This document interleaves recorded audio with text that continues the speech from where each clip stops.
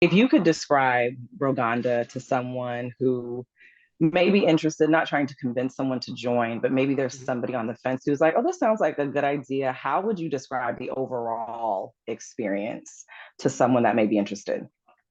Yeah, I mean, I think for those of us who have rootings in community of Black men, uh, Mm-hmm.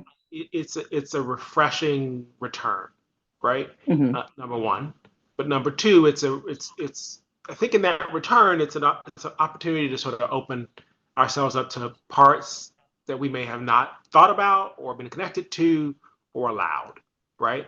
And so Mm-hmm. this physical movement, yes, that's very important. And that Mm-hmm. is critically important to find the time and space for ourselves to sit Mm-hmm. and be and experience on the mat healthfulness together. Mm-hmm. That's number one. But number two, it is about sort of that reconnection to community Mm-hmm. that we may not know we need or we may not be able Mm-hmm. to get. You know, it's hard to make friends as adults. Mm-hmm. And now that we have this hybrid world, it's sort of a world of possibilities in that regard because you don't know who's going to show up each week. But there's some constants and some pillars there. And as we conceptualize it, there's also opportunity for in person.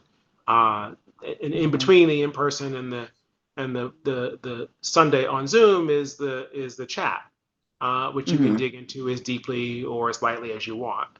And so Mm-hmm. that community movement, openness, reconnection, and some nerding stuff, nerd out stuff as well, is all open and Mm-hmm. possible. And so I think, my experience of being a Black nerd, sort of Mm-hmm.